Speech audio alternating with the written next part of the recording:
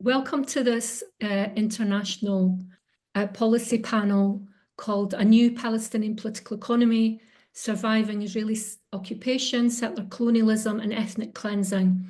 My name is Mandy Turner and I'm an independent writer affiliated with Security and Context as a senior researcher. As Raja said, I will be chairing the panel, trying to make sure that speakers stick to time and taking questions from the audience. I will also make some opening remarks. So we're joining you simultaneously from Ramallah at the premises of the Palestine Economic Policy Research Institute, also known as MAS, and live on webinar. This event is being recorded and you will be able to watch it again via the MAS website. The event is being held in Arabic and English with simultaneous translation. You can access which language you prefer to listen to via the show captions function on Zoom. This is a small button with the initials CC at the bottom of the drop-down menu. There you can select the language you want to hear the speakers. So we're here to discuss MAS's landmark report, The Political Economy of Palestinian Nationhood, Independence and Development in the Wake of War. It was written by a team of scholars of Palestinian development and state building and was published a few weeks ago. Our speakers today will not just be sticking to what's in the report, but using it as a springboard to discuss prospects and possible outcomes in the coming year for Palestinian survival, rights and development in an era of Israel's genocide, ethnic cleansing and annexation. I will introduce the speakers very briefly, in that I will only state their name and their current or most recent affiliation, and this is for time reasons. You can look them up on the internet for fuller biographies. So we have 5 speakers today. Each will speak for 10 minutes, and I will be trying to enforce this quite strongly. Then I will open the event up to questions from the audience, both in the MAS offices in Ramallah and online. If you're in person at the MAS offices, you can signal your desire to ask a question by raising your hand. If you're online, you must post your questions or comments using the chat function. Please try to keep your comments and questions brief because there are a lot of people joining us here today. I can see them come in the Zoom room. So after my introductory remarks, we will hear from Raja Khalidi, who's the Director General of MAS and lead author of the report. He will speak about Palestinian political economy after Oslo and Gaza. Then we will go to Mushtaq Khan, who's Professor of Economics at the School of Oriental and African Studies in London. He will be speaking on the end of asymmetric containment and the entrenchment of differential rights and what this implies. After Mushtaq, we will go to Antoine Shalhat, who is a researcher of Israeli affairs and a literary critic. He will be speaking about the rise of messianic Zionism in Israel and the inevitability of genocide. Then we will go to Daoud Dek, who served as Deputy Minister for Social Development in the Palestinian National Authority and as an advisor to the Minister of Women's Affairs. His contribution will focus on the social and economic devastation in Palestine. After Daoud, we will hear from Tamar Karmout, who is Associate Professor of Public Policy at the Doha Institute for Graduate Studies. He will be speaking on Palestine between the Arab Street and regimes. And finally, we will hear from Ines Abdul Razik, who is the co-director of the Palestine Institute for Public Diplomacy, and her contribution will focus on what's next in the Palestinian struggle and allies for Palestinian rights. So I'm going to kick off our discussion by making a few comments about the report and the international implications of Israel's genocidal war. There were a few messages in the report that I want to amplify. Now, Palestinians know these messages only too well, but I want to highlight and amplify them for Western writers, Western journalists, and Western policymakers to take heed. The first message that comes out clear in the report is that Palestinians are a nation denied independence and that the endless so-called peace process did not offer a way out of an ever-expanding Israeli settler colonialism. The second message is that the origins of the war since October the 7th can mainly be traced to Israel's long-standing policies of asymmetric containment, apartheid, and accelerated dispossession of Palestinians. The third message that comes out in the report is that a new brand of messianic and exclusivist Zionism is underpinning Israel's aggressive strategy of ethnic cleansing and annihilation of any possibility of Palestinian statehood. Now, all Palestinians already know this, but it seems that many on the outside, particularly in the West, still need to be told this.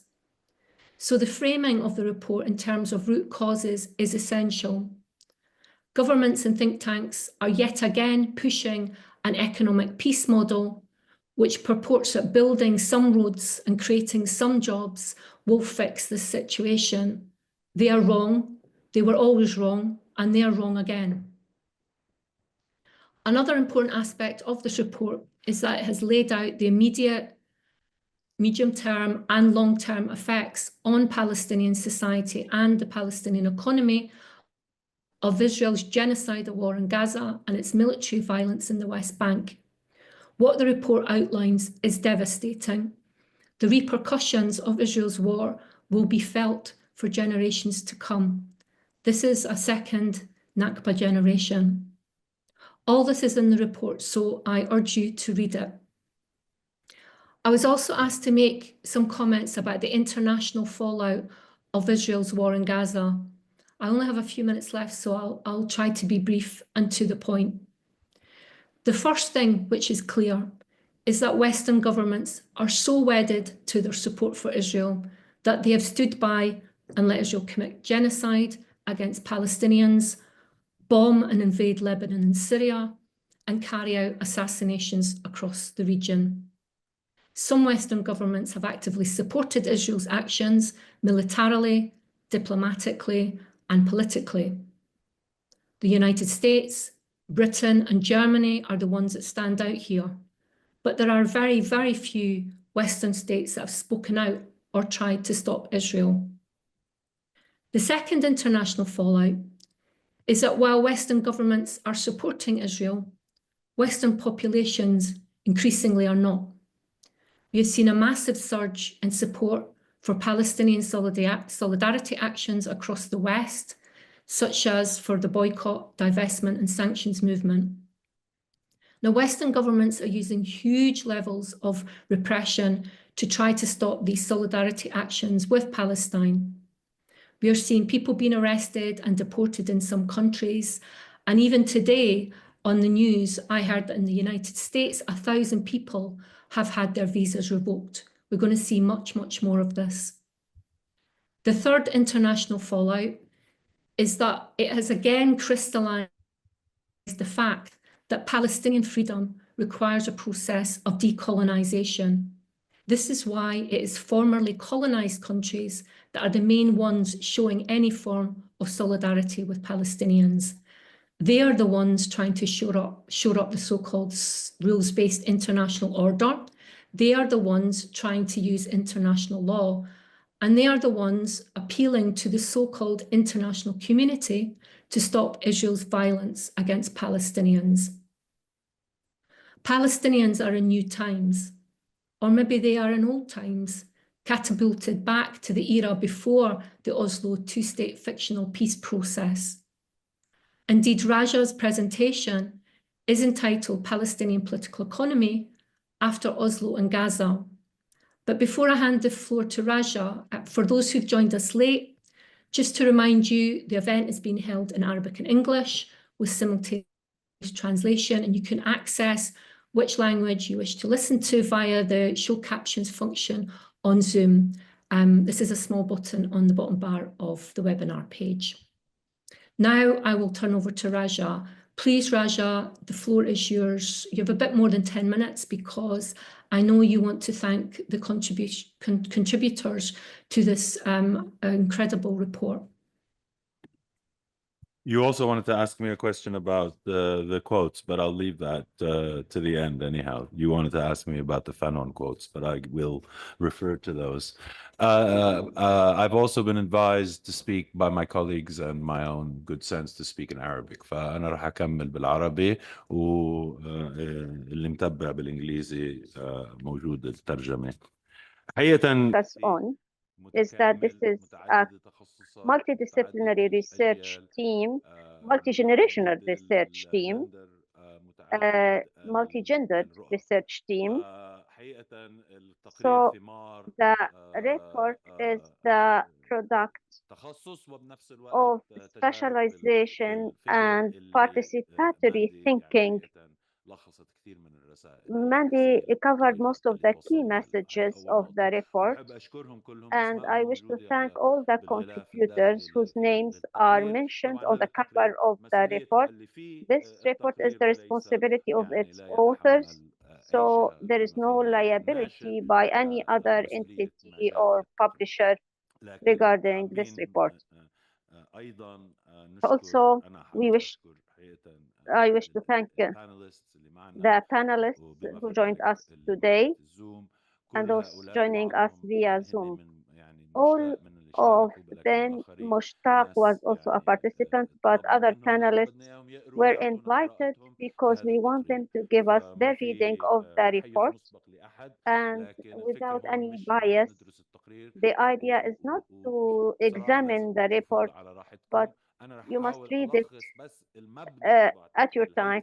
I will summarize the structure of the report and how we built it, and the commentators will cover specific themes.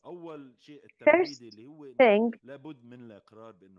we need to accept that there is a structural change in the Israeli-Palestinian conflict. Now we are coming to a new era. Any step taken by the Palestinians or Israelis or the international community from now on will be detrimental for peace and justice in this area. It is no longer possible that life go back to what it used to be, as if nothing has happened. The current war led to a collapse of previous assumptions, especially the possibility of applying a two-state solution or Palestinian self-rule without sovereignty on the long term. Therefore, we must be clear at the same time regarding the goals. That Zionism aims at providing preferential rights to Jews. It is not only a movement that leads to the establishment of a national homeland, and it is no longer possible to accommodate such an entity. We have provided four scenarios in this report, which we have seen in the past year, and this may be our future. We call it the sudden shock, that is ethnic cleansing and deportation, and the ongoing regression with severe violence for many years and depletion on both sides, and basic recovery to go to pre-October 2023 or exit, which leads to a two-state solution and establishment of rights. The key important steps next, that we need a new strategy and policy for self-determination. The other key messages in the report is to remember in a full chapter about the cost of this conflict. Over the past 75 years, there is deprivation of construction, Israel's usurpation of natural resources, control of borders, use of Palestinian labor force, and the Oslo system, how it consolidated the Israeli economic hegemony and the limited tools, whether it be financial, economic, or monetary, available to the Palestinian Authority, in addition to the endless peace process. And the reliance on international assistance, limited authority, but does not guarantee security and safety for Palestinian citizens. And Palestinian and Israeli economic relations are a relationship of dependency. It is not partnership with Israeli companies. The heavy cost includes the economic nakbas or catastrophes, and they are come in a row. The Palestinian people are a daily witness of how Israel is being built through the usurpation of these resources for the continuation of the colonialist Zionist project. The 1948 Nakba has displaced and deported 1 million refugees and divided Palestine in three parts, but the estimated cost of this Nakba today, according to new estimates, is about $750,000. This is the cost of the 1948 Nakba. The Palestinian people has endured redevelopment under occupation since the past 20 years, since 2000, and there were estimates by UNCTAD that $50 billion of economic losses were endured by the Palestinians. 35% of the Palestinians only are in the occupied territory, and the rest live either in Israel or outside. And there's also regional cost, the whole region. There's no peace in the area.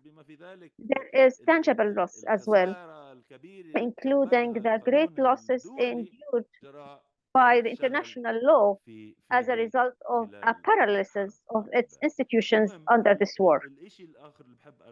The last point to mention here, there are many messages and there will be comments on the social, political, and economic messages and the asymmetric situation. I need to mention the third chapter and attract your attention to it. It speaks between the difference between the Palestinian nationality and national identity, which is an embodiment of the nationhood in a nation state. We have a whole century of struggle for this nationhood, which has proven in my estimate and it has proven the national rights of the Palestinians, that without achieving independence or any of the rights of the Palestinian people, whether it be economic, political, or social. So you have a nation who is deprived of their socio-economic roles in a nation state, which is usually the guarantor of such rights. The purpose of establishing the Palestinian Authority or the reasons behind its creation يحكم الفلسطينيون سلطتان إحداهما مكرسة لقمعهم إسرائيل والأخرى اللي هي منظمة التحرير والسلطة الوطنية وحماس كمان في غزة غير قادرة على حمايتهم. يعني عمليا الشعب الفلسطيني رغم إنه هو قوم مؤكد معترف فيه nation هو محروم من كل شيء. It is still deprived of everything. The Palestinian people, although it is a recognized nation, it is deprived of this. And there is a disruption in the Palestinian political system which requires a solution.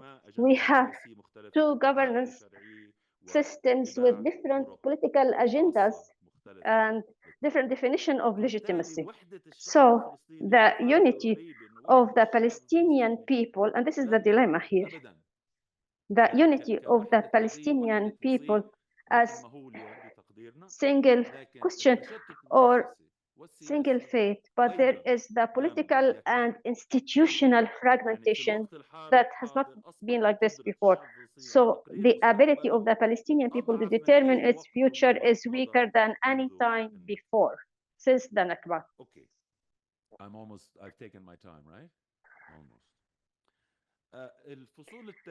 The other chapters analyze in chapter 4 what happened. Why is the 7th of October?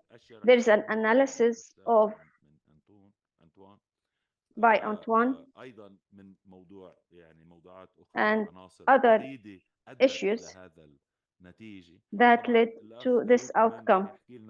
Mr. Dawood will also speak of the national economy and the genocide of the economy and society, and we have a full chapter that analyzes this and compares this conflict with other conflicts and the horizon of a solution, and also putting an end to this conflict. And here we need to focus on what we call the new Zionism,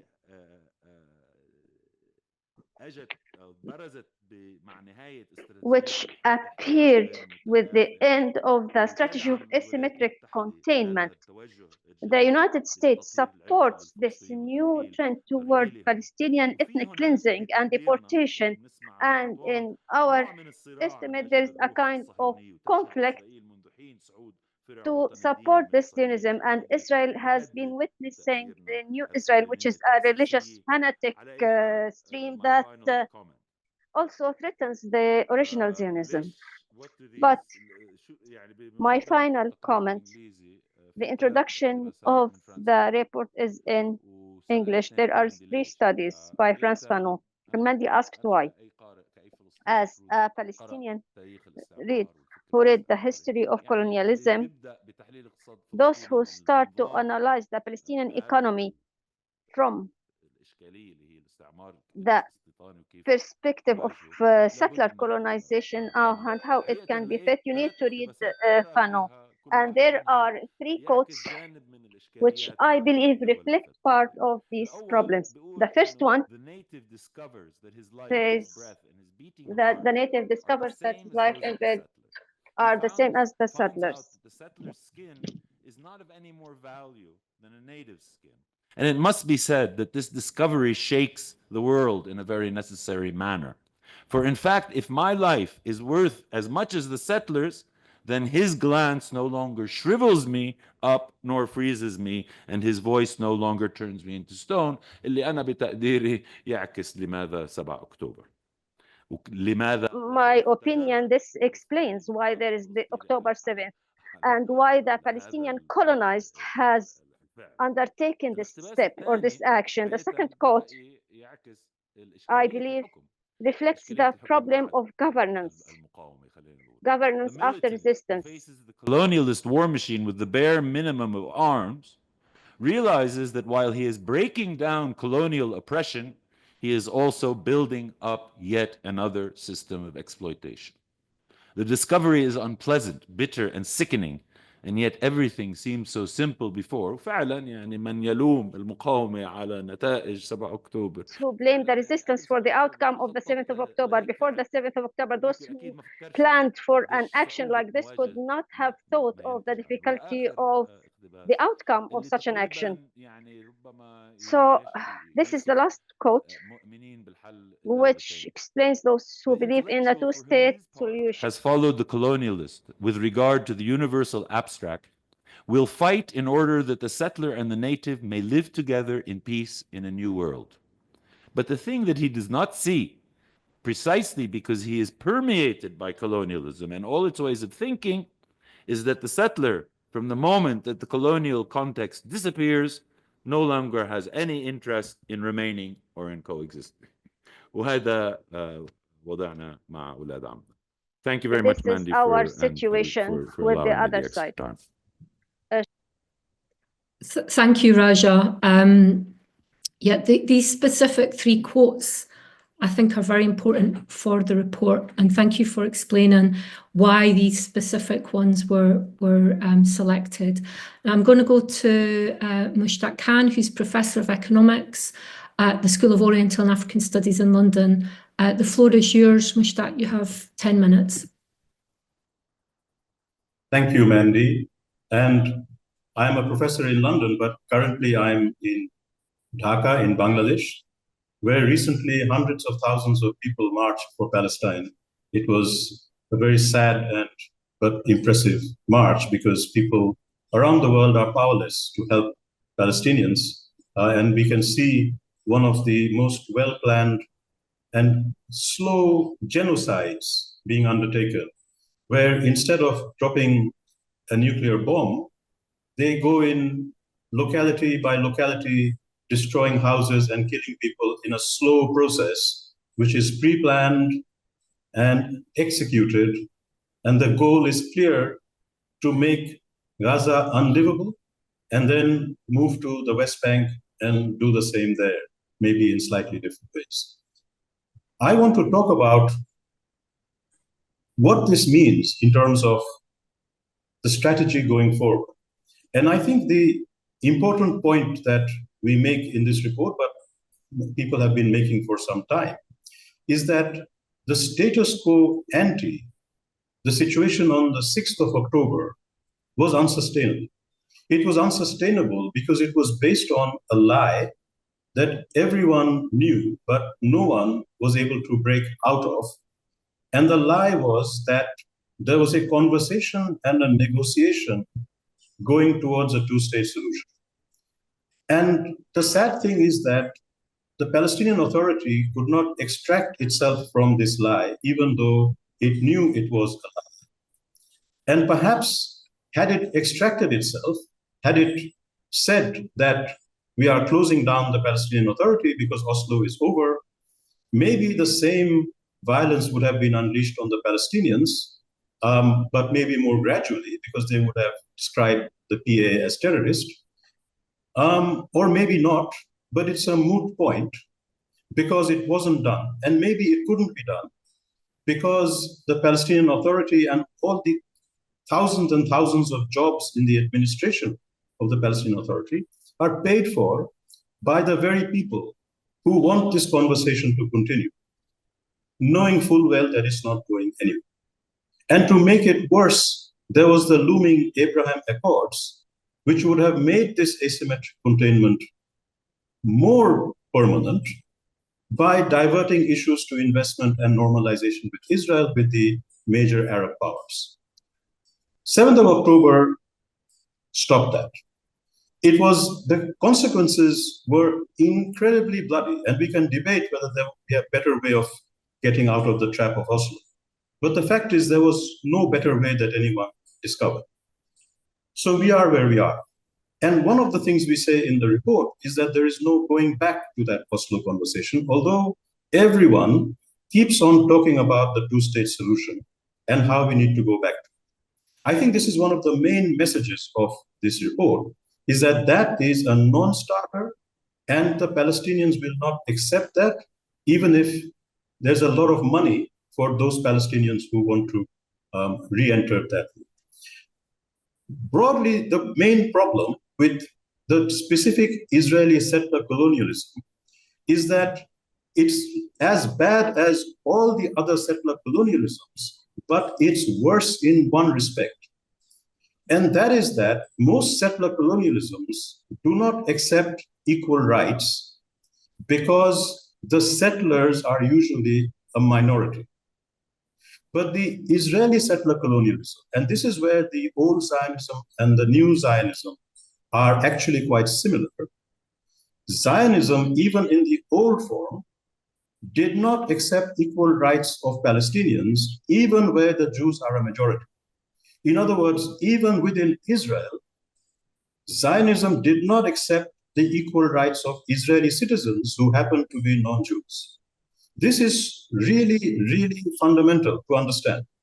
And Netanyahu had always said, if we have to maintain differential rights with non-Jews inside 1948, why should we have a two-state solution? Why don't we just extend the differential rights to the West Bank and Gaza? Indeed, if maintaining differential rights means you have to take parts of Syria and Lebanon and Jordan or wherever, why not? So the specific nature of Zionism is that it is not a territorial project. It is not limited to this territory or that territory. And that is why this whole conversation about the two-state solution was a fundamental mistake, because it thought that if you could give the Jews a territory where they were an overwhelming majority, they would not care about the other parts of the territory. But the problem was they were not willing to accept equal rights in any territory. And therefore, and this is the point that I have made and have continued to make, whether you want a two-state solution or a one-state solution or any solution that gives Palestinians their rights, Zionism has to end. Old Zionism, new Zionism, any Zionism. Any Zionism that demands differential rights for Jews has to end.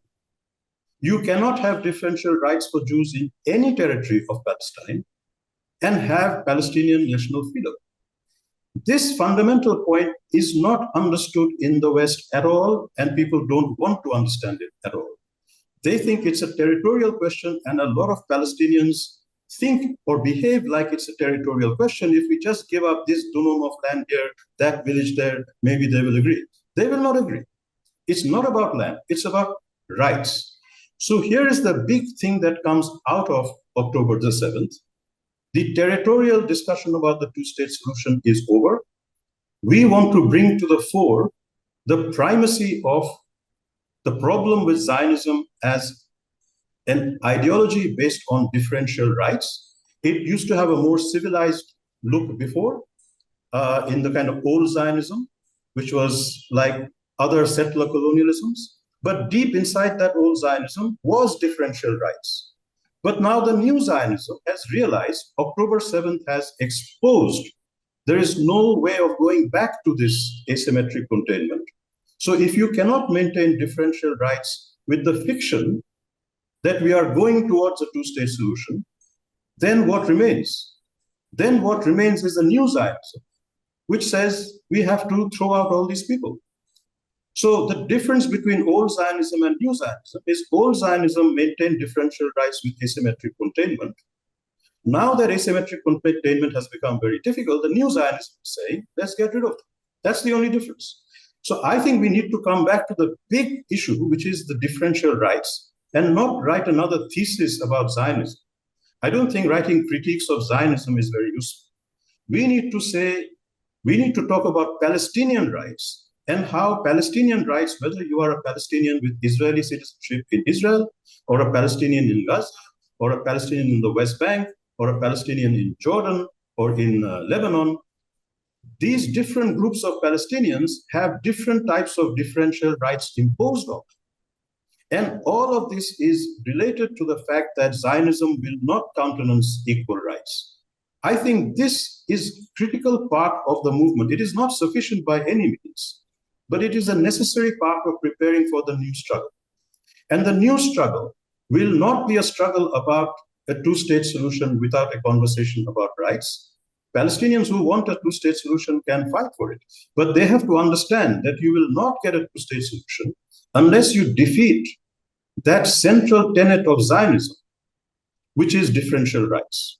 Once you defeat that, you can have a two-state solution, you can have a one-state solution, you can have a five-state solution, but any solution is premised on the fact that Zionism's intention of not countenancing differential equal rights is broken. And to break that, you need an international coalition. And Mandy has said quite rightly that young people in the West are now sick and tired of the Israeli pretense that they are actually fighting for equal rights and that Palestinians are terrorists. This needs to be countered with a proper mass mobilization, a Palestinian Declaration of Rights. And that Declaration of Rights needs to identify the ways in which rights have been killed in different ways for different groups of Palestinians. And that attempt at creating the national unity is, I think, what is the most scary thing for Israel. And on that basis, we can have a conversation about what kind of solution we want. But we first have to do the homework and make sure that we are hitting the right target. And the right target, in my mind, is the issue of Zionism, which is different from settler colonialism. You will not get them to compromise on territory till you make them understand, till Zionism is gone, till you have, as Raja was saying, if that goes, maybe no significant number of Jews will want to stay in Palestine. That is how serious this is. So actually taking this forward is a massive challenge. The unity question that Raja was talking about is a massive challenge. But I think, again, talking about rights rather than solutions is a one way of building this unity. I think I've run out of time, Mandy, so I'll stop here and take questions later on. Thank you.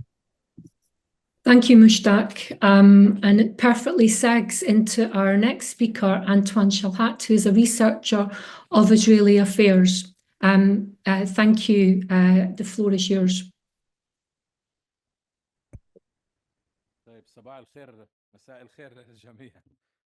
Good afternoon, everybody. I will focus in my intervention on which Israel have we faced on the 7th of October in Tufan al-Aqsa operation. I believe that we faced the Israel that there are several terms that need definitions. We will not have time to delve into these definitions.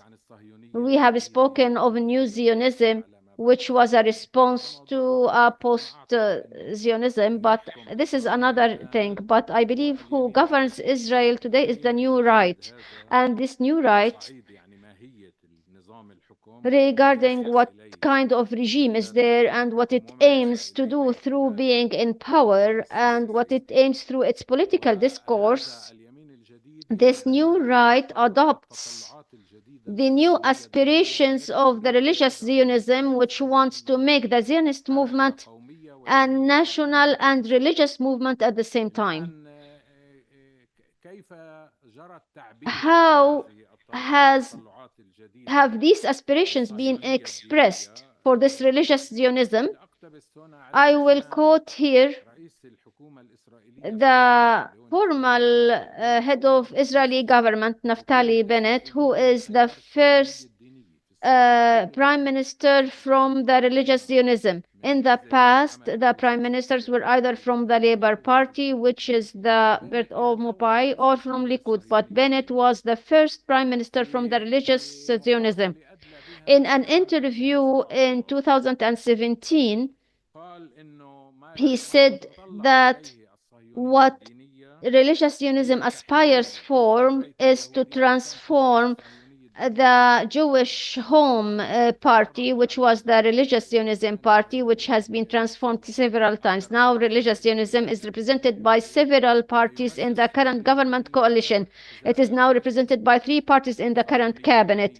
So there is the religious Zionism headed by Smotrich and Otzma Yehudit, which is the Grand Guru of Israel, represented by Itamar Ben-Gvir, the Minister of National Security, and Noam, which is represented by a settler. His name is Avi Maoz.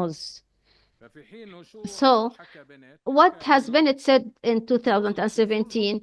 He said, in the heart of the new aspirations of religious Zionism is to transform the Jewish Home, that is the religious Zionist party, to a very large party that is more Zionist and that can be a ceiling for all or a roof for all. It means that religious Zionism shall be transformed from a partisan system to a national leader. And to answer a question about the difference between this party that Bennett aspires for from Likud, which is another right-wing party, Bennett said that Likud holds the slogan of security and only security. In case we subscribe to this slogan, Israel will lead unwanted places like disengagement with Gaza and Bar Ilan discourse, which was delivered by Benjamin Netanyahu in 2009, and then he regressed it and he said that he acknowledged the two-state solution. But when it is based on the Jewish basis, it will be in another place at all. And its steadfastness to pressure will be more deeply rooted, and this will enlighten everything. This, in Bennett's words. It means that all what Zionism is doing, including expropriation of land, should not be justified only under security strategic pretense, but should also be justified by ideological and religious ideologies. And this is what is taking place now, at least in the West Bank territory. Bennett's quotes, and this is what we have witnessed since 2017 at least, and I will mention other milestones here. There is insistence by the religious Zionism that the new right adopted in order to restructure the Palestinian society according to the current form of Zionism as a mix of national and religious Zionism. By the way, about a year ago or more, in Israel, a book was published, and I believe that it is very important. It's called The Third Revolution. It was authored by a researcher on religious Zionism called Yair Rahonai. The title of the book is The Third Revolution: Principles of Messianic Faith that aims to transform Israel into a Jewish state with its constitution as the Torah. In this book, he says that religious Zionism has been through 3 revolutions. He speaks of the track of Orthodox Jews, because when Zionism was first formed, Orthodox Jews were not part of it, and there were differences among this community relating to Zionism as a national movement. The expression of Third Revolution in the revolution stems from religious Zionism Hacham, a rabbi, who prepares young Jews for obligatory service in the Israeli army, and he has the prize of the State of Israel when Bennett was Minister of Education in the 4th cabinet headed by Benjamin Netanyahu. This rabbi, his name is Sadan, and he's head of the Institute of the Sons of David in Elite Settlement, which is near Ramallah. According to the vision of this book and Sadan, the first revolution was led by Rabbi Avraham Ishaq Aquina, who was the rabbi of the city of Jaffa and neighboring Israeli settlers before the Nakba. He became the main Ashkenaz rabbi after the establishment of Israel. The idea Israeli settlement on the land of Israel is the beginning of salvation, and that immigration to Palestine and later to Israel is something imposed on all Jews of the world, and he believes it's a duty. And Zionism is part of a divine plan that is given from the sky. The second revolution is the revolution of Koch's revolution. That is, the first was response to the Jews Orthodox who were against Zionism because they said that Zionism cannot be given any religious meaning because its leadership is nationalist and does not have any religious affiliations. The second revolution took place after the 1967 war and after the occupation of by Israel of the West Bank, Golan Heights, Gaza Strip, and Sinai Peninsula. The son of Rabbi Koch established the Grand Religious Institute in Jerusalem, and Gush Emunim movement started and settlement started in the area occupied in 1967. Following this stream moved from a movement that was in coalition with the Labour Party supporting Zionism, but not extreme in a political term. It started to attract heads of cabinets to apply settlement on the full territory of Israel. And the followers of the religious Zionist movement became the leading party of the education sector. The third revolution, which is taking place now and which is being pushed by Sadan and the new Israeli right, is based on consolidating the control of religious Zionists on all state institutions and suffocating the seculars. Regarding the definition of secular in Israel, is not a secular seen everywhere. There is a definition of a secular as a person who believes in the Jewish faith, but a secular in the world is not like this. And more importantly, according to this third revolution, to promote the idea that the Torah is the constitution of Israel and the DNA of the Jewish state. It is noted that Bennett himself had expressed in 2017 his wish that Israel be based on the Jewish demise and that it restructures the Jewish society according to the current form of Zionism, which pushed many analysts who study the latest changes of Zionism to warn. There is a warning that says give religion area to control and give it an army and we will create a monster. This is the warning that was launched in 2017. I believe what we have seen after October 7th in Israel is this monster, which was aspiring for this revolution. The last point I want to mention, and I hope that I commit to my time, those who are currently leading the army are officers from the religious Zionism. 2 days ago, there was an investigation in Haaretz paper. What is happening in the Israeli media is quite interesting to be discussed and researched. There is kind of sorting within the media that is supporting, the media that is independent, alternative media, and so on. And it is an issue that merits an investigation. 2 days ago, there was an investigation in Haaretz that some Israeli army officers go to the military operations with a patch having the Messiah or the Savior. It is not by a green light from the army, but the newspaper asked the leadership of the army and said, why do they carry this patch? Said, we're not responsible for this. Why do you allow this? Nobody answered this question.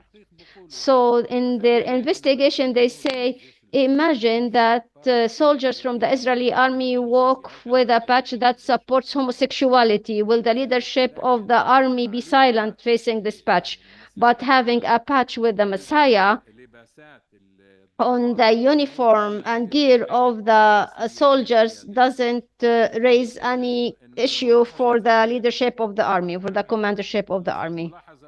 My last remark, what is happening now in the West Bank and in the Gaza Strip is the word-per-word implementation of the settlement plan proposed by Smotrich in 2017. He wrote an article in which he said it is time that we put an end to the containment of the conflict, economic peace, and management of conflict or reducing conflict, all of these conflicts that have been adopted by subsequent Israeli cabinets.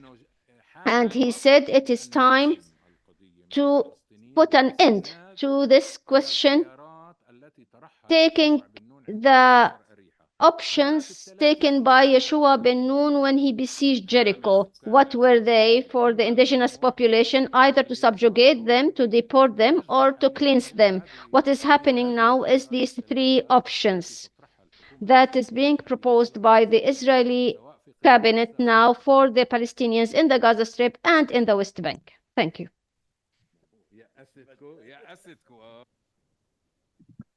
Thank you, Antoine. That was really useful clarification about how the new Zionism has moved from the kind of, if you like, old Zionism security justification for its ethnic cleansing and differential rights towards a more religious one. Now I give the floor to Daoud Dik, who served as Deputy Minister for Social Development in the Palestinian National Authority, and he will speak about the social and economic impacts on Palestine since October the 7th. The floor is yours. Thank you, Mandy. Mandy, good afternoon. Thank you, Mas, for always giving us this opportunity. Maybe these reports at least will make us think more seriously. Beyond the economic and social devastating impact, what other warnings must be taken? What are the signals? I'm not an economic expert. Jaja is the economist, but I will give you my experience as part of the social sphere and the economic impact on our Palestinian lives. This is what is being neglected and we're paying its price. Speaking of steadfastness and resilience without a social agenda is nonsense.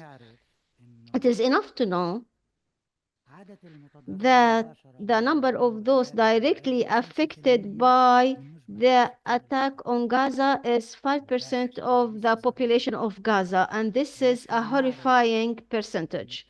And the direct impact affects 1.7% of every population group. What do Israelis focus on? Women, youth, and children, and people below 30. So it is causing a disruption of the population structure. So this is a perfect demographic genocide. Before speaking of deporting the population, they are setting the ground for future years, population growth, marriage rates. All of these will have an impact on next year's. Demographically, we are disrupted now. And if they complete their plan with direct deportation of the population, what will happen? You can imagine. So, what I will say today, I will not abide by what Raja asked me. I will say what I have in mind, says the speaker. We, the Palestinians, with all our institutions and political system, could have helped more, healed some wounds, reduce the psychosocial and economic losses in isolation of all actions made by Israel, including the genocide and ethnic cleansing. We could have consolidated and strengthened resilience if we had a strong social protection system which is responsive and effective. I disagree with the report because it says a social protection system. It is wrong. There isn't a social protection system in Palestine. There are programs for social protection which are dispersed, unorganized, and many of which depend on foreign funding. Their governance is weak and not legally protected. Isn't this correct? I am retired from the ministry that used to implement these programs, says the speaker. Had we had socioeconomic policies that were better for our situation under colonization, we would have had better performance. Had we been wiser in addressing all the structural deformations in our Palestinian institutions, including under the political split, and that address our socioeconomic context, we could have had better performance. And we would have been able to help ourselves and help our people had we applied good governance. I would say there are so many if and if here. And I say now, as we say, we lost every chance. We had emergency, COVID, Ukrainian war, the impact of this war, go back to 1967, and we have now the ethnic cleansing. The report says it is not possible to go back to the situation before that date, and we cannot sustain what is being done now. We should not only see analysis of political economy and leave the room. Then what? What are we going to change and how are we going to be changed? Based on the report, following this devastated destruction and catastrophe, what socio-economic policies do we want to face what you're saying in the report? New liberalism? Poverty assessment per dollar per day. Today in Gaza, you cannot assess poverty. You can assess hunger per half a can of fava beans per day. Are we going to keep the same tools? Per what? What happened went beyond all these theories. So the economists bear with me. If these policies were not built on social justice, 4 key pillars in everything we do, politics, economy, social intervention. If there is no equality, rights, participation, and integration, we will have an irregular balance. There cannot be steadfastness with deep social differences. We need a social economy which is cooperative, that helps this society to continue its struggle towards self-determination. How can this be expressed? There are so many details here. The policies which will be here must take into account the resources, the opportunities. Can they not be more equally and more justly distributed to improve the living standards of people? Can we redistribute the burdens? This is the role of policies, centralized policies. It is not the role of the private sector. Don't misunderstand me. All of these structures, without this, we are moving to genocide and social devastation. Nobody will stop the wheel. One day the war will stop. 40,000 orphans, thousands of families removed from the civil registry, over 25,000 disabled, 6,000 cases of amputation, destroyed infrastructure, destroyed social capital. Everything is destroyed. How can we revive this performance if we have not learned lessons from the past? All these genocides to dismantle every Palestinian thing up to deportation. What are our policies?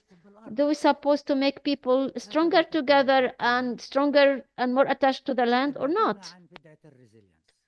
So go away from this, the question of resilience and the new liberalism concept. It is to bear being killed and to have a strong skin and smile as we are being killed. This is the resilience they're talking about. Resilience does not change the equation of political empowerment, and it does not dismantle the imbalance of power between the occupation and the population. So we need to speak of steadfastness, not resilience. Yes, I can help you, but keep bearing the destruction. No, this is not possible. We speak of steadfastness that is based on social justice instead. The last piece of information to share, to speak of the socio-economic context, we're saddened that in 2005 we were more mature, politically speaking. Mr. Samir, you were the Secretary General of the Cabinet. Dr. Hassan Abu Libde, I will be speaking of him. I will say something good about him. On the 15th of March 2005, in a cabinet session, the Palestinian government made a resolution to establish the social safety network and the social care fund, $240 million, being 20 million spent every month. This network had 8 programs, from giving a pocket money to an unemployed graduate young man, to a woman-headed family, to persons with disability, to all of the 8 networks serving marginalized groups. But 2 months later, the cabinet changed. The cabinet at that time said that in order to give legitimacy to the political system vis-a-vis citizens, following the intifada of the year 2000, which was also devastating, and as we prepare for Israeli disengagement with Gaza, it is not possible to leave the country empty for some charitable association and aid given by international organizations.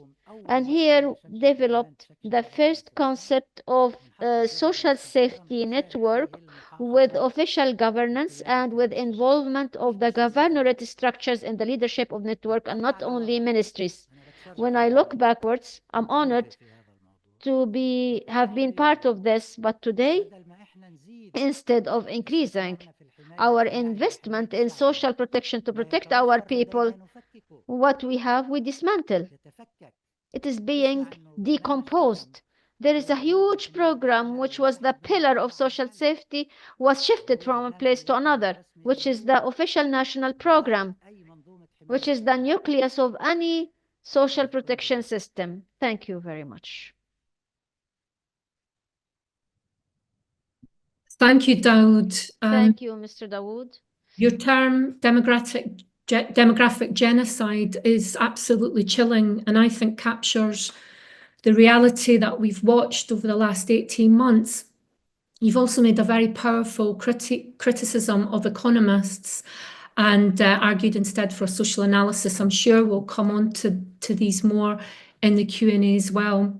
So now we'll hear from Tamar Karmot, who is Associate Professor of Public Policy at the Doha Institute for Graduate Studies, and his topic is Palestine between the Arab Street and regimes. The floor is yours. Thank you, Mandy, for the introduction, and شكرا جزيلا على دعوتي لهذا Thank you for inviting me to this workshop. طبعا موضوع اليوم حيكون أو المداخلة My intervention today about Palestine between the Arab streets and regimes. It is clear that the catastrophic war in Gaza has not only deepened the suffering of the Palestinian people, but it also concealed the stress within the Arab world, which is the increasing gap between the wide compassion by the Arab peoples and the political attitude of the Arab regimes. My intervention from a political perspective will discuss this gap and will try to explain why this gap exists, there are two different behaviors between regimes and peoples. So it will analyze how some historical milestones and economic situations and international dynamism have shaped the reaction of the Arab world toward the genocide war against Gaza. We will start from the Arab street first. I summarized the position of the Arab streets by a term or an expression of compassion without influence, and I'll try to explain what it means.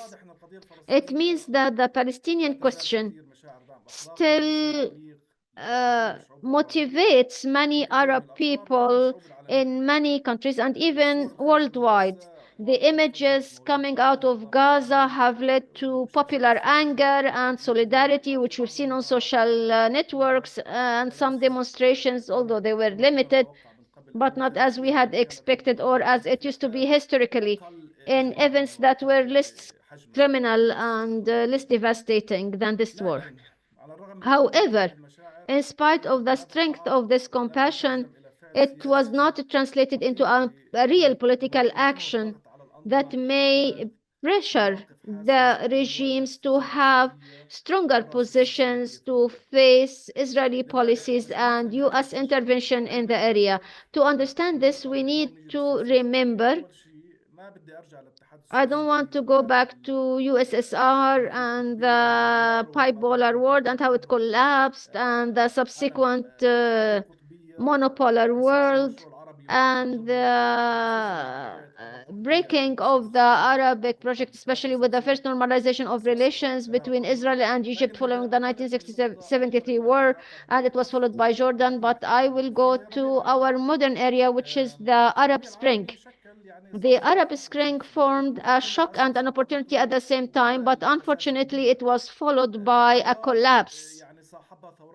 The revolutions had counter-revolutions, and it was followed by many civil wars and attempts to consolidate authoritarian regimes in the Arab states, and it led to a state of political frustration and economic devastation, and Arab citizens had to focus on survival, daily survival. So what do we expect from an Arab citizen under this reality? That was the outcome of the Arab Spring and subsequent counter-revolutions and civil wars. Many Arab states now, or central countries in the Arab world, have ended or have been fragmented, or there's a change of regime with unclear political orientations. The Arab Spring had a major impact on the explanation of the political behavior of Arabic citizens. Under this reality, there is a limited room for political expression, and there is a limited civil platform for Arab citizens to express their attitudes and positions. So it made any popular organization and political participation quite difficult in many countries. And this is a question that is raised in many countries. We haven't seen wide demonstrations or mutinies as were expected by many parties, starting with Palestinians themselves who expected that. The popular support in Arab states was limited to donations, generous donations, and there is even abuse of these donations. It seems that Arab citizens support the Palestinian question, and there is abuse of these donations because they go to parties that make profit of them. But there is generous donations, and this is an expression of solidarity. And there is also solidarity on social media and volunteer action. There are NGOs, Arab experts, engineers, doctors who try to enter into Gaza in spite of all Israeli restrictions to help the Palestinians in Gaza. So the regimes are happy with this debriefing, kind of psychological debriefing of the people, and this leads to a state of satisfaction. So these financial donations are always there, so we can always think of means, innovative ways on how to employ them to serve the Palestinian question and to go beyond Arab regimes and the restrictions.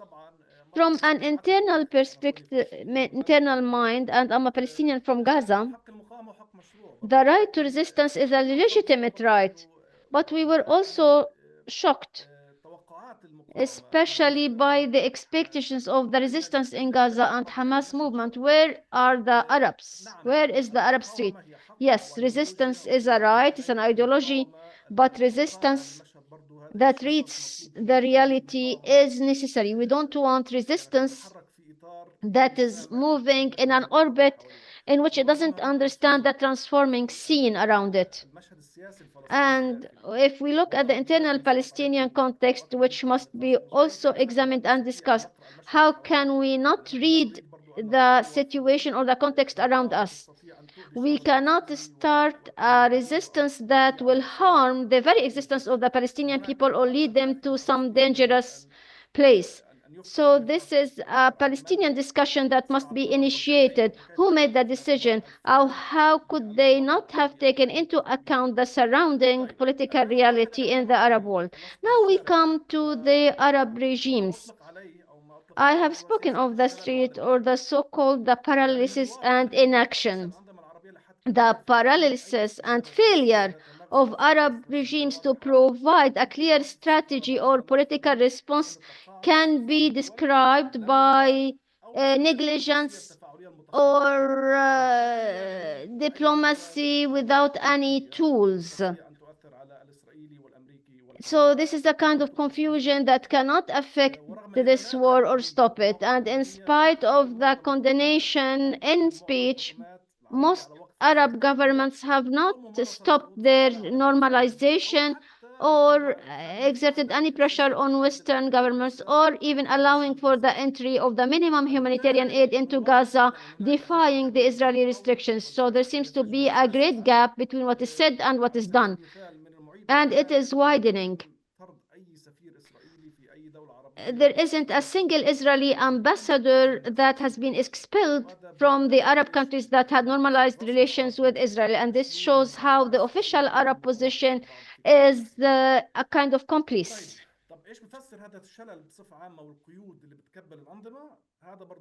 What will solve this paralysis? It reflects a number of structural malformations that push many regimes to being extra careful instead of confrontation. The Arab Spring brought the focus more on internal stability. Some countries disappeared and some were restricted to their own, and therefore Palestine has become a kind of diplomatic burden for these Arab states. And equally important, there is the Palestinian political split, which is quite shameful. This split between Fatah and Hamas. It allowed some systems to align with one of these parties and to go beyond supporting the Palestinian question. And Hamas, for example, started to being described as an Irani tool or as an extension of the Muslim Brothers, which are banned in many Arab countries. And it is considered as an existential threat. And this is a clear behavior. The Gaza Strip is besieged by Israel and is under direct Israeli occupation, but it doesn't have any Arab relations. And this is very clear. So the shock by the resistance, where is the Arab support? There are 100 question marks. It has not existed before, and it is even accomplice. So what are you relying on? This puzzle or this narrative was used to criminalize the Palestinian resistance and to deviate the lenses from the crimes committed by the occupation. So Hamas or the resistance movement is an ally of Iran. It's part of the Muslim Brothers, so they tried to criminalize them. So we started a new form of Arab Spring.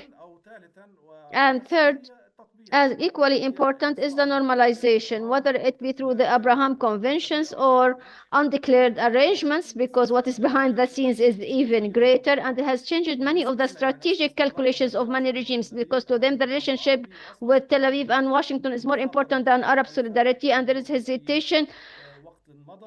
And they declare these alliances more than before. There's the question of Iran, the dismantling of the axis of Iran. So these are the calculations of the regimes. Unfortunately, they think that there's a threat to their very existence. Is there any hope? There is one position that is consistent, which is the Cairo summit a few weeks ago, which has resulted in a political suggestion that links stopping the attack on Gaza and reconstruction and lead to a political track that will lead to the establishment of a Palestinian state. But there is a problem in this initiative, because it's clear that the main motivation was not to express solidarity to stop the war, but a real fear of massive deportation to neighboring countries, mainly into Israel and Egypt and Jordan. This deportation is still a policy that was adopted by the US administration, and we need not forget this. So this initiative was also a rare moment of joint Arab action. They called it contingency or emergency, but it is not as that because it took 15 months. But even after the summit, there were internal splits, especially regarding the role of Hamas. Some Arab states do not bless the initiative as is and do not want to have a future role played by Hamas in the Gaza Strip. So all Arab states did not agree or did not have a consensus even on the future of Gaza and their obligations under this initiative. Some want to deport Hamas in full from Gaza, and they do not refer to the obligations of the Palestinian Authority. Now we come to the international changes, or the changes in the international scene, or the wasted opportunities at the Arab level. What we notice is that the world is moving quickly toward a multipolar system, and confidence in the Western powers, especially in the US, is regressing. Now we see it in the tariffs war, the commercial war, the question of Ukraine, and the appearance of the BRICS system. So there is a changing world in an accelerated pace, and there is a margin of maneuver that is available to build new coalitions if there is a political will, so that we can redeem our initiative. But unfortunately, through my reading and what analysts say, it seems that most Arab regimes and countries are even unable to read this context, and they are still under their old geopolitical subordinations, and they cannot react to these new centers of influence that are appearing on the world scene. China was the last country that had a meeting for the reconciliation between Fatah and Hamas. It was an excellent initiative that could have taken out of this strategic trap, but at the Arab level it was not adopted, and I don't know if it was adopted in the Cairo summit. Another example, even there is division in the West between the European Union and the US because of trade policies and the position vis-à-vis Ukraine. But the Arab world cannot invest it diplomatically. We've seen some French moves, so there are opportunities to be seized if the Arabs can take them and use this gap between the US and the European Union, because the relationship has always been criticized. The EU has always been classified as a subordinate of the state, but it seems now that Europe is seeking a new position, especially in the closer area, that is the Middle East, and on this Israeli-Arab or Israeli-Palestinian conflict. The European Union has been a generous donor. So there seems to be some change in the European position, and we hope that it will be objectively seized by the Arab regimes and systems and invest on this change in order to emancipate from this subordination and have a better power of negotiation with Israel or with the US. Finally, the Arab street and regimes clearly do not speak the same language, and the war on Gaza has shown this very clearly. Popular support is still strong, but it is politically disarmed. It doesn't have angles, as we say.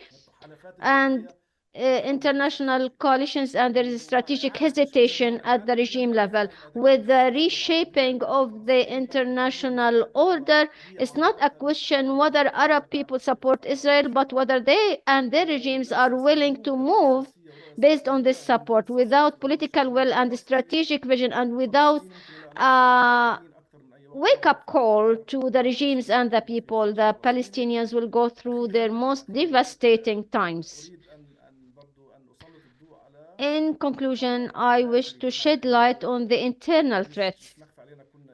It is known to us all that the kind of Palestinian political archipels or cantons that have been created by the occupation, by the segregation of Gaza and the West Bank, and generations that don't know each other, we have more egoism. As someone from Gaza, I have to warn you against this stream.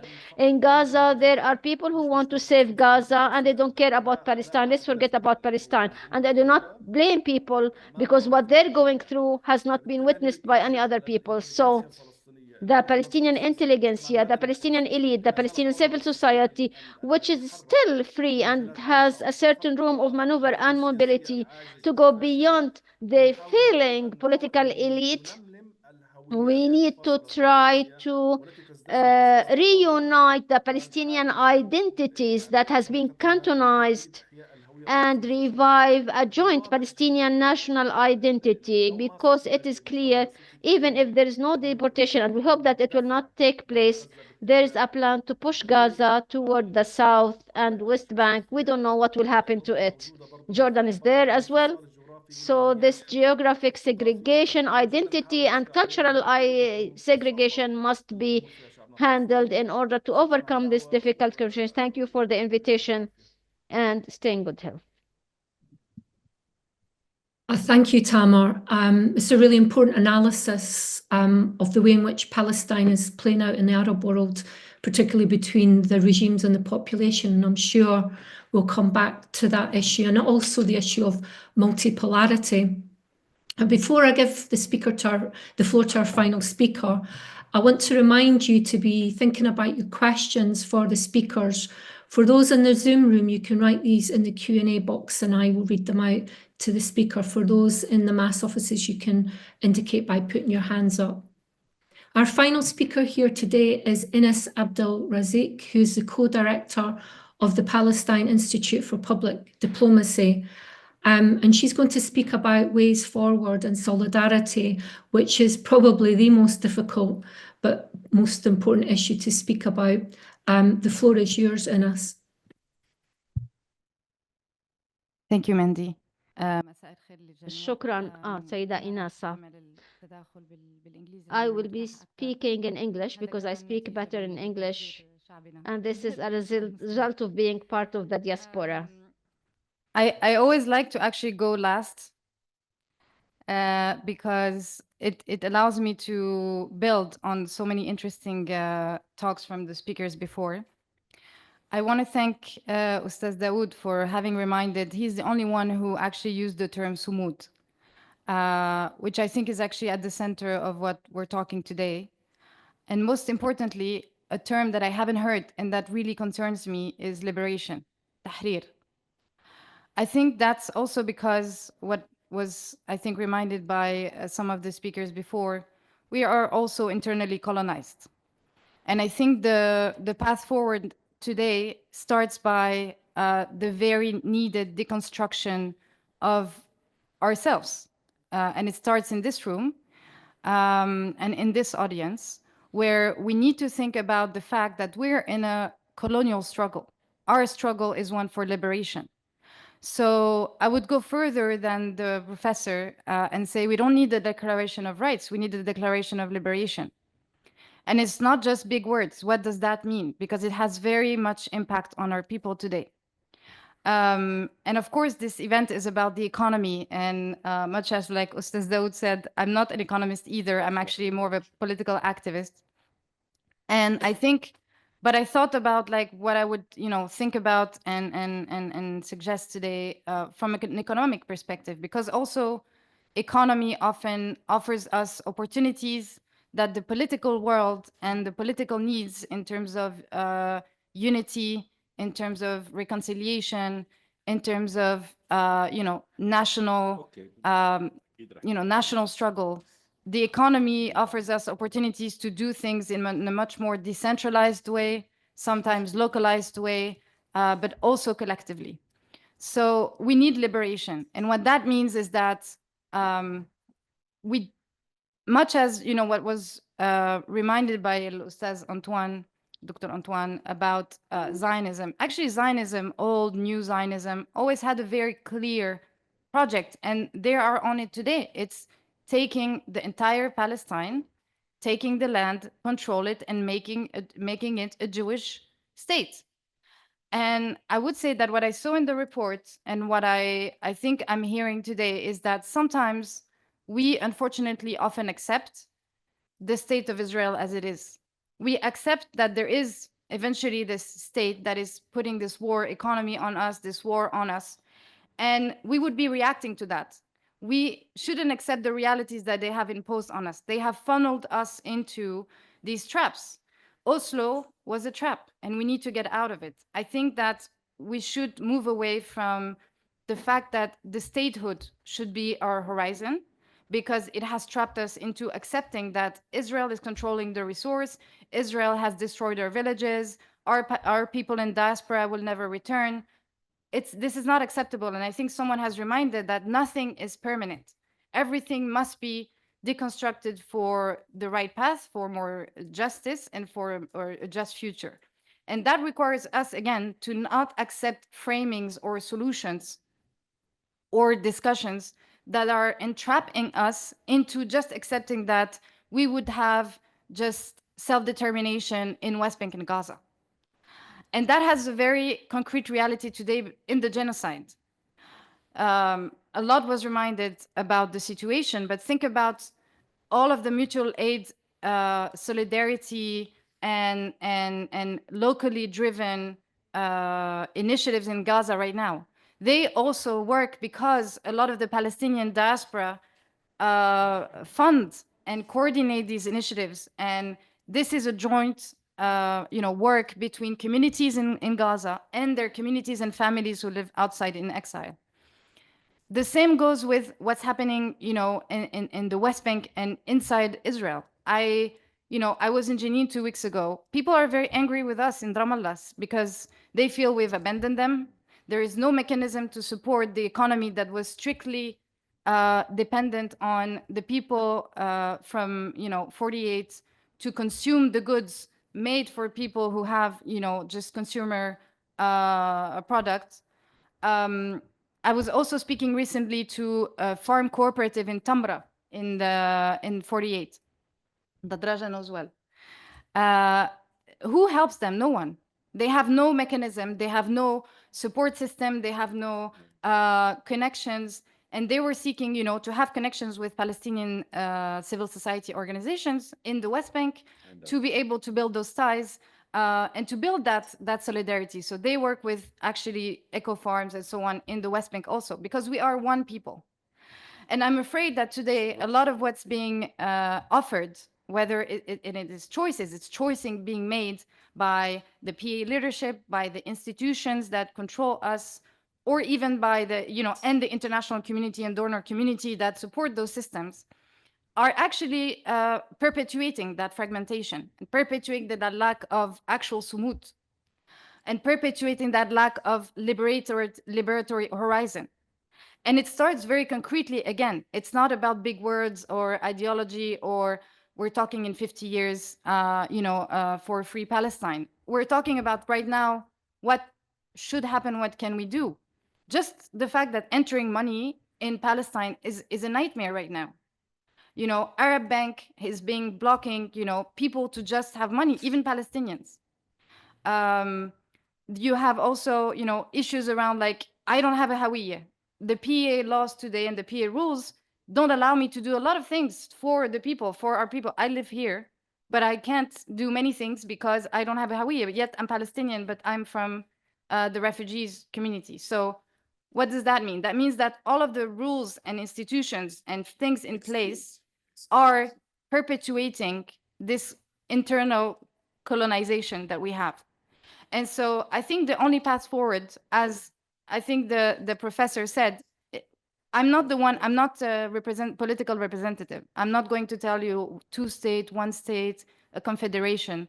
But it's very clear that we need to think collectively as one people. We have one struggle for the entire of Palestine. Okay, we can discuss after what happens to borders, etc. But again, what the economy allows us to do is we're in a globalized economy. So the green line, the walls, what they impose on us, there is ways we need to be innovative, and we need to think through how every step we take as a business, as an NGO, as a PA representative, as a research center, as intellectuals, what does that do? What the penny you're putting into a program, what program you are designing, what activity you're doing with people in Gaza, what campaign you're part of? Is it widening our access to our resources? Is it accepting the occupation and going around it? Is it actually providing structures for us to be better organized and in solidarity with each other? Is it building that culture? Everyone speak about the first Intifada because everyone romanticized the fact that we had actually structures for the society to work together. We also have lost that. And so I think, Gaza, our people in Gaza are teaching us a lot of lessons there, because they do have that. They do have that culture. They do have that sumud. They do have that. Yet this is why it's not chaos yet there. Because imagine the violence of the genocide. It should be chaos, but our people are really amazing in resistance under that. So I think like every single step you take, whether it's spending money, building a program, taking a decision, think about all of these things. What do they bring? Do they bring just a continuation of the status quo, or are they effectively questioning Zionism? And many speakers reminded it. There is fractures inside Zionism, inside Israel. There is fractures inside the international community. We need to exploit that. So we need to exploit that internally to rebuild also our collective, I would say, resistance and resilience, sumud. And we need to also use that actively internationally.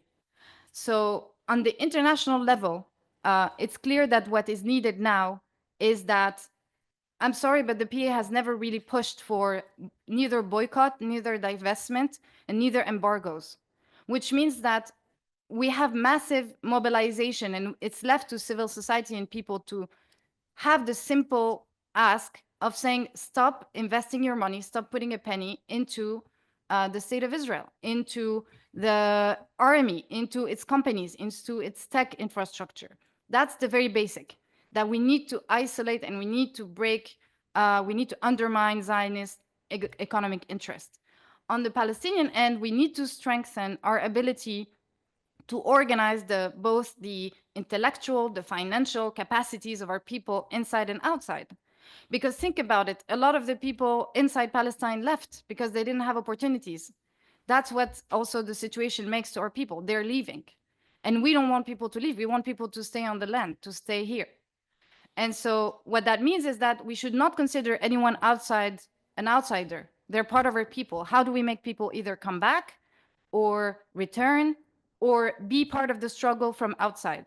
And I think this is where the Arab world is so important and what was reminded, right? Because also our people are there. So it's not just about our Arab brothers and sisters, it's about our people who are effectively very present in those places where they have economic opportunities, institutional capabilities, networks that eventually if we organize better, we can also, I think, strengthen Sumud here. So Sumud is the short term, very much economic pressure on Zionism and its interests, economic interests, and economically really decolonize our minds so that we are not trapped anymore by the Oslo mechanisms that are impeding us on doing many things. We stop being trapped by statehood because again we're one people in the entire land and in exile, so economically that has a very clear reality, and beyond Green Line and beyond the very walls that they have put on us and imposed on us. And I think that way we can really, move towards that unity that we're talking about, because that's effectively what we need, is that, we all talk about unity, but I think it starts really by doing it in our day-to-day activities, programs, thinking, and solidarity with each other. Again, because some of us have more privilege than others, and I think we should also recognize that. So really, I hope that we had a movement for liberation. I think we should continue to think that way, not as statehood or just rights, because that will limit us to, again, trying to simply survive under a status quo plus. Thank you again, and I'm sorry, I will have to leave in 5 minutes. Thank you, Ines. You brought us back to the issue of Sumud and liberation, and also reminded us that nothing is permanent, and that the basic principle should be not to accept framings or solutions that are trapping Palestinians. And you also urged the Palestinian National Authority to consider pushing BDS. So all of our speakers have given us huge food for thought. I have my own questions, but we'll now open up the webinar to questions and contributions from the audience. If you're in person at the MAS offices, you can signal that you want to ask a question by raising your hand. So I have, go on. You're online, please post your question in the chat function. Thank you for all the interventions. They are diversified and they initiated discussion of things that have been taken for granted. Without commenting on what was said, I am interested in the question of Sumud resilience, which I call it building immunity for the Palestinian society. Yes, we can establish a socio-economic program that is based on this. And we have been thinking about it for the past 4 or 5 years. Until 2009, 2010, what impeded any transformation in our economic program is the size of international funding that arrived intensively until Dr. Salam Fayyad's government. And this impeded any attempt of any structural transformation of the economy and building Palestinian economic immunity.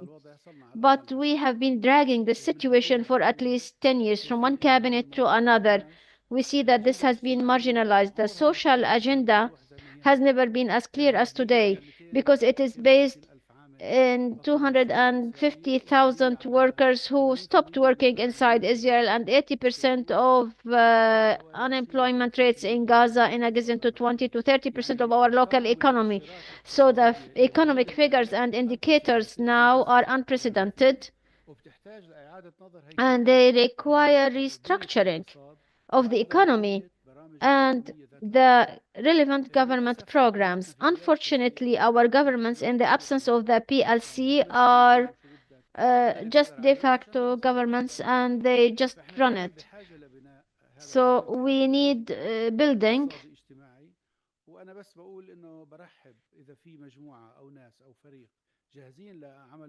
So if there is a team that can volunteer for this, I believe that it is important to do it because it is an integral part of our Palestinian national project. We cannot be just a caretaker government. Thank you. My name is George Zidane. I work at Carter Institute. My question to Inas.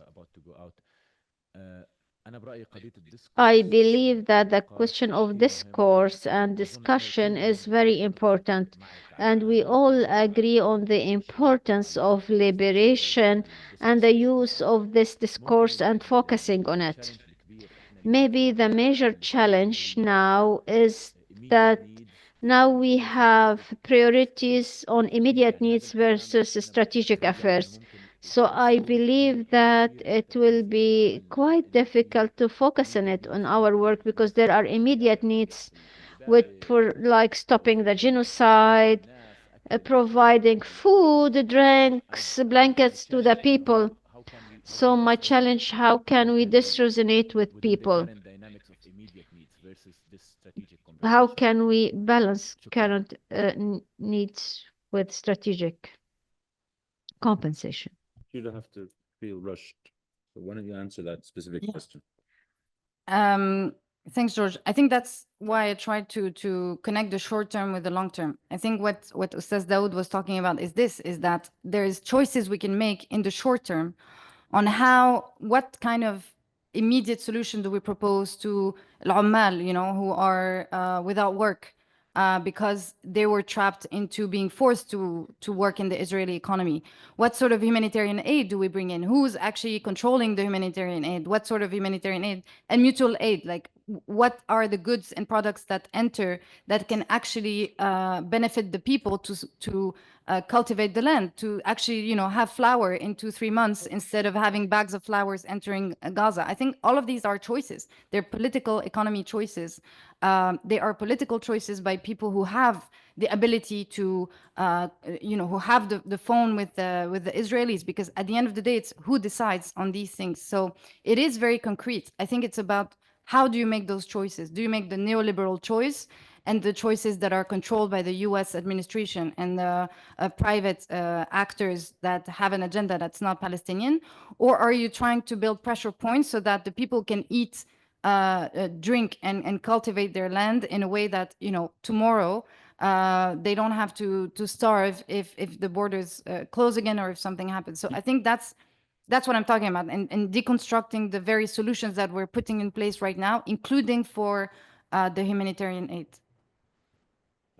Thanks. عمار تفضل. Thank you very much. Very rich papers. This is the second meeting I attend. There was a meeting at Madar about the Israeli scene, and the two complement each other. So we have this conviction. We are in the worst state that can be since the Nakba. I read before the Nakba, there are a lot of similarities between what is happening now and the pre-Nakba. There was a 1936 revolution that was broken and reinforced Palestinian division because we were facing the colonization, and the political elites and national movements were broken. The Arabs convinced us to stop the revolution rather than standing by us, and then there was a Nakba. So the question now, papers with this weight, what are the recommendations? Because we are in a dangerous situation. We don't want to delve into diagnosis. What do we need to do? Mr. Dawood has spoken of some things and spoke of the political split, but we need much more. There is a meeting of the Central Council. The main item is to have a vice president, as if our problem as Palestinians to have a person who's a vice president, and this will solve the problem. We face an existential threat that is affecting every aspect of our society, and it requires mobilization. And I believe MAS as a think tank can ring the bell and enrich this discussion to make it wider. There is the second point. I don't have the full papers, but I don't know the extent of coverage, but it's a key point for the sumud of the Palestinian people, which is the informal sector. In my opinion, this is a point that must be mentioned and covered. And how can we strengthen it? The families, zakat committees, social committees. What happened in Jenin, for example? I follow what's happening in Jenin and the people who were displaced, 40,000 or more. The first supporters were the local community. The most support they received from the local community. Second, local authorities. Third, in support, and fourth, 3 and 4, the Palestinian Authority, Central Authority, and international organizations. So the local communities remains the spiral of our sumud, our steadfastness, and we must strengthen it. Thank you for the papers. I hope you can hear me. There seems to be similar points of discussion here. I have a question. You spoke of nationhood and statehood, and at a certain time they blurred. How can we have two parallel forces to go on the social and international levels? Because if we speak of Declaration of Rights or Declaration for Liberation, what is the base course of this declaration if we are using the same tools and methods that we have always used, if we use the same language? Are we strengthening a fragmentation rather than putting an end to it? So my question is, under our current government, can we really have these popular committees that can empower us economically if the Palestinian people and civil society do not have a political discourse, are devoid of decision, and we do not have any room for empowerment or reinforcement of our self-agency? Thank you.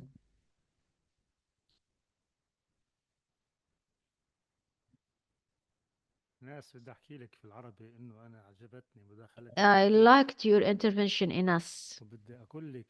And I have to tell you that one of the key problems in what you're saying is that the political system disagrees with you. Not only that, if you think of translating it in practice, you may be imprisoned. You may go to jail for a simple reason.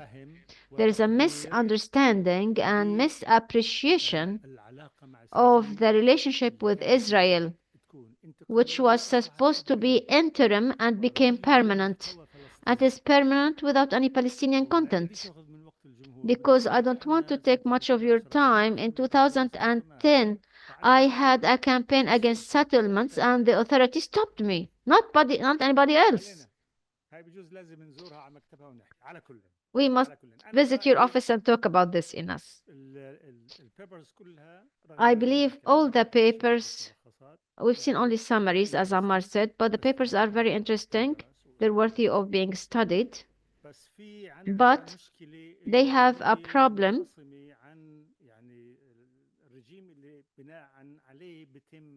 They are not consistent with the regime that is supposed to translate them into plans. Who is the driver of the proposals here? Because there is a political system that is devoid from inside. The main driver must be a change in our system. Without this change, dramatic change in the system, I believe that this will be mere beautiful words, but it will not lead to any practical translation of what is proposed. That will lead a big melting pot of all of the segments of the Palestinian people so that they share the same agenda. And this is the problem we're facing. In the past period, because we were segregated from the political regime, the Palestinian people has turned into small shops. Literally, these are small shops. So my opinion is, it is fun. It is mallized. It's small malls, not small shops, says Dr. Raja. Our priorities now are not to tell the Central Council to change the system, to empower or to create a position of vice president, and then there will be a confusion. Who will appoint the vice president? Will it be elected? Who cares? If item number one in all the state institutions is how to exit this swap and go to the real field, which is confronting Israel, confronting the occupation, and aiming to be liberated and emancipate in different forms. We need pressure from all parts of the society to compel ourselves with a national agenda for tomorrow, because we don't have a tomorrow. We need to have, on top of this national agenda, to stop the war, to stop genocide, because Gaza has been chanting, "We are alone." Do not respond to this interaction on the social media. Gaza is being in a genocide war by Israel, and this is kind of consented by people in the West Bank, the international community, and even the Arabs. And the point that you mentioned, Raja, the Palestinian Authority has no longer a function to redress. At least we do not disagree that the Palestine Liberation Organization is the representative of the Palestinian people. So this is the organization that must be in charge. And this means that there must be a shock in the Palestinian political system, not in a conspiracy manner, but it is our future that is being lost because of this behavior. Thank you. So, uh, I think very quickly, and it answers both مداخلات. I think 3 levels, and I think Ustaz Ammar also reminded it. We can work on the sumut, on the immediate needs that require the informal sector, the people inside Palestine, outside Palestine, to rebuild and to build, not dakakin. This is, I think, different. There is dakakin, which means you can be chickens running in different directions, but you can also be birds who are not necessarily together, but are working in the same direction and kind of responding to each other. I think that's the decentralized way is needed, because we are effectively in this situation right now, which is very urgent. Again, it's about choices that you make. Do you put your energy and efforts to answer USAID requirements and the proposed programs, or do you build mutual aid, community build initiatives that rely on like money that is revenues from within our people outside, our people inside, and build this resilience in the long term. The second track is obviously the catastrophe that is our political regime. And it's true, and it was said. It's not a secret. I'm not the only one to say it, Kaman. And it's true that I think the fact that we have supposedly an organization called the PLO that is convening, but has absolutely zero legitimacy. All of the people in it need to go. It needs to be transformed. It needs pressure. It needs pressure from all of us from outside, organized pressure. And this is the most, I think, difficult challenge right now. It is, but it is needed, because as you say, without a political leadership that takes us in the right direction, that actually builds a strategy that would include non-armed resistance and armed resistance and political strategy, international, local, sumut, all of that needs a political direction. This needs things that it's not in my hands, it's in all of our hands to organize better for changing that system. And I think it's very, very urgent. والثالث الانترناشونال I think aspect, and I think what was reminded, I don't think that when I say declaration of liberation, I don't think we need وثيقة of sorts. It's more about the mindset. The mindset needs to be we're one people, and I think we all accept, whether you're a more Islamic, right-wing, or communist, or socialist, we agree we're one people, that Palestine, historic Palestine, we have our rights to self-determination in it, the entire Palestine. We have the right to return, and this is our land. I think we can all agree on that. That's the path. Then we can then disagree on like, okay, what does that mean, etc. But I think that's the path, and that means decolonize? Like, how do we actually bring back our rights to our resources, to our place? So that's the base, and then we can discuss obviously strategies, solutions, etc. So that's I think the really three core things that are extremely urgent and can work in parallel. We can do sumud, and we can do political pressure internally, and we can do boycott and embargoes internationally. شكرا. شكرا. في بعد سؤال هون كان؟ Is there any other question? Because Mandy has Q&As. I had a question to Dr. Hassan, has covered part of it, but if we want to redeem ourselves under this situation with genocide, lack of clarity of strategies, the economic situation, unemployment, and even more dangerous than that,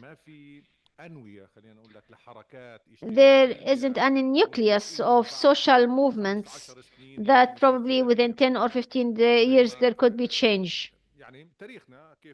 Our history, how the Palestinian Revolution started and the PLO controlled it, but now we do not see even a horizon. Even students' unions have been paralyzed and controlled, and they may put you in jail. So they killed them. Even social movements today, nobody, even student unions cannot do anything. So the question is, when we speak of economy, I will not cover social or political now, but always there is a speaker who says if there is reconciliation, Hamas must accept the PLO program and terms until now. But now there's consensus. There is no Oslo anymore. There is no two-state solution anymore. The situation is very difficult. And what we heard now from the papers presented here, we all agree on that. But the question regarding the economy, for example, even when we speak of potential scenarios, when we say today we don't want Oslo, we don't want the economic protocol, for example, and maybe Dr. Mushtaq can help us here, and others. Are there scenarios? How can we redress the situation? Can we get rid of Oslo and its economic pressure? Because before Oslo, the Israelis collected the customs and for themselves. Now they transfer part of the clearance funds after they deduct what they want. So these scenarios or these questions are there. How can we find a solution here? How can we have control of our resources? How can we exit the Unified Customs Union and where Israel has 6,500 shekels as minimum wage and here it's mere pennies? Answers to these questions in general are there in our studies and the studies carried out by others. And this discussion is always there. The role of mass is to make you understand what is happening so that we understand together. But our role is not to translate it into programs. There are institutions and parties that must receive these reports. We have only you. And therefore, I say it's responsibility. Wrap up with some final questions, I think. Thank you, Raja. We've had some questions from people in the Zoom audience, which I will read out and summarize.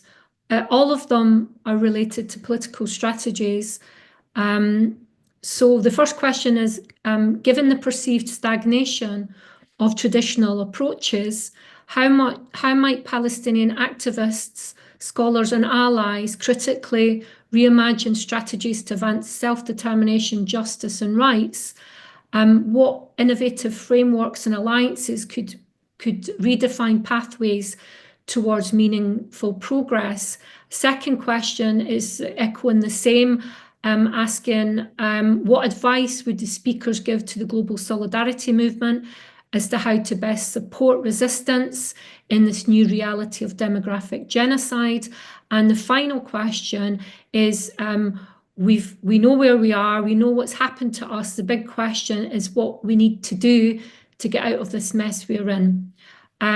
So that's a question that could go to any of the panelists, but I wonder if we might bring back in our online panelists, perhaps Mushtaq or Tamer might like to respond to. I think Tamer is gone, so it's gonna be Mushtaq. So Mushtaq, want to respond to any of the questions or comments made so far? Yes, I think that this was really important conversation that we just had. So I think the first point is that I mentioned this briefly in my statement, but the fundamental problem is that the Palestinian liberation has been driven by institutions and agencies that are funded by the very people who are the biggest supporters of Israel. This is a structural problem. You are not going to get a leadership in the Palestinian Authority which is independent of the source of funding. Where does the funding come from? It comes from Israel's allies. Now, I think it's true. So when we say, what is the strategy? I'm a realist. We have to be realistic about what our options are, right? You cannot get rid of all these structures tomorrow. I was a big supporter of Oslo initially, and we wrote a book called State Formation in Palestine, because under the leadership of Arafat, there was a chance that you could use that structure to do something different that was not exactly what the intention was of the people who set it up. I think that option has long since gone. So I think the problem is now, what do we do? And I think to say we just need to get rid of it is not realistic.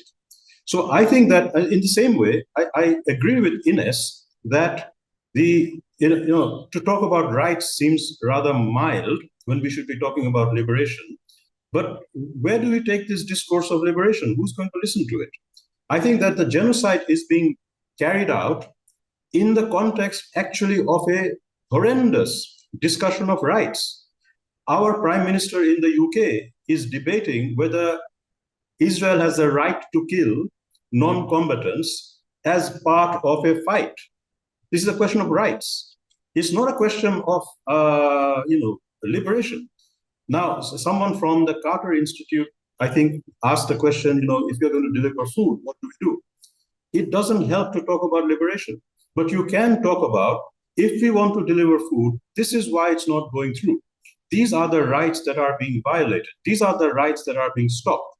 Okay. Now, if you can construct 1,000 different arguments about rights in the international community, whether it is about genocide, whether it is about food getting through, whether it is about what kind of bombs they are dropping, these are all questions of rights.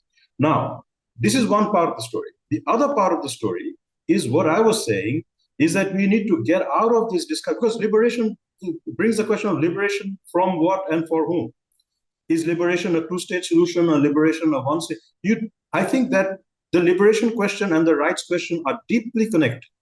But political reality means it's easier to go with the rights discourse than immediately with the liberation discourse. The liberation discourse follows the right discourse. And it's really important to get the sequencing right.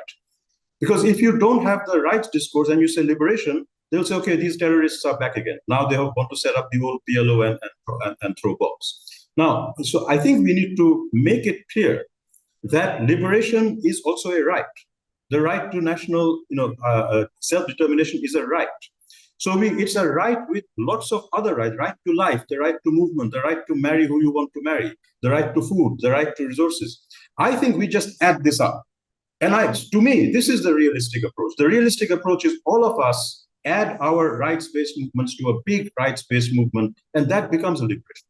That's my realistic solution. We can't change all these institutions and these leaders right now, but they will not do anything. We have to move from below. Thank you, Mushtaq. Tamar, I believe you're still online and would like to say something. he told me he was online, but he's here. He is. Yeah, Tamer, تفضل. But he's there as an attendee, as a raised hand. فهمت تامر المشكلة؟ I don't think you can speak. لأنه قطع وطلع. تامر اكتب. Why don't you write something and Mandy maybe can read it out.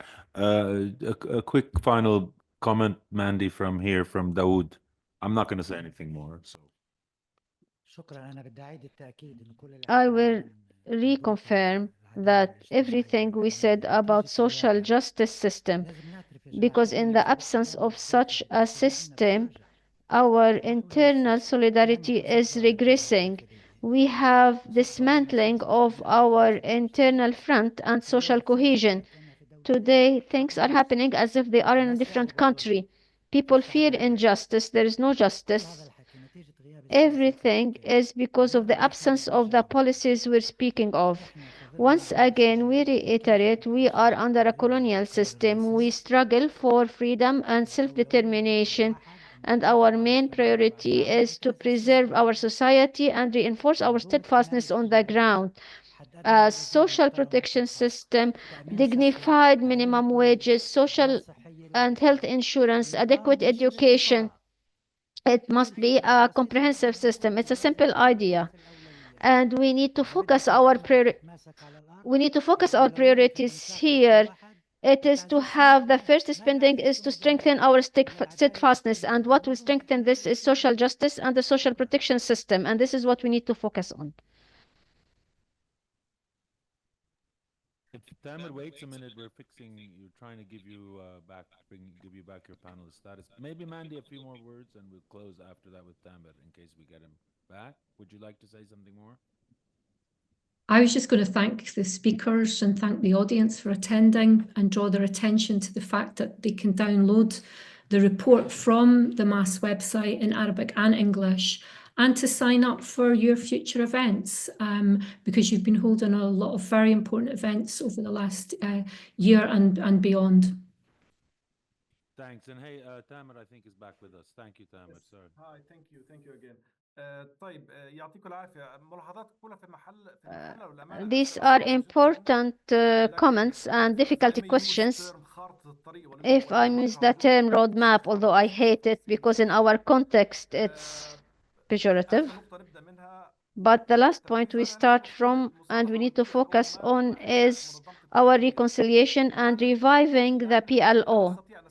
We will not be able to continue on this track, whether it be for development or exercising steadfastness or in the small shops or whatever. All of this has been exhausted. What we're seeing is cosmetic. It's like giving drugs. But we have to heal the real wind, which is our Palestinian national project. We need to focus on redeeming the Palestinian national project under the Palestinian PLO, which represents all streams. Where do we start, and what has been shed on was the Beijing agreement. It solves many of the problems, most of them. So why wasn't it implemented? Because there is no popular will. And to be frank with you, Gaza now is paying prices with its blood. And even its existence, its very existence is at stake. I believe that the West Bank needs to have a different form of initiative. We need civil and strong movement that pressures on parties to the split. They are our political they're part of our structure. Unfortunately, they will not be gone, because if they go away, we will have more bloodshed. But we need the civil mobilization in the West Bank and in other areas where there is Palestinian influence, and be expressed in a civilized way, or any form of civil mutiny, to put an end to this political division, because the political elite does not feel the pressure, whether it be here or in the West Bank. In Gaza, there are problems as well. There's a problem of who will govern Gaza now under the genocide, and we cannot demonstrate in Gaza. There was a demonstration, and you've seen what happened. So with all respect to you, and I'm a development expert, and I worked with the UN, what we're speaking of, the aid, the steadfastness under occupation, and all this, these only extend our survival time, but do not solve anything. The worst scenario, the Palestinian presence, whether it be the authority or anything, is disappearing in the West Bank. We need to have a PLO that may lead the situation from exile again, and this is the worst scenario.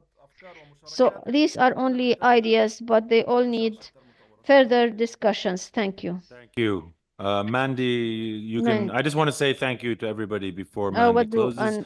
But I think there was a certain great degree of harmony today. Mandy, thank you very much, but word is yours. Just to echo you, Raja, thank you to the speakers today for both illuminating parts of this report and talking about the ways out and possible strategies for the future. Thank you to the audience for attending, and please do look out for more mass events in the future. The key messages, of course, from today are how do we move towards Palestinian Samud and liberation. Thank you for attending, and enjoy the rest of your day. And thanks to the excellent moderation, we actually did it in almost record time. Thank you.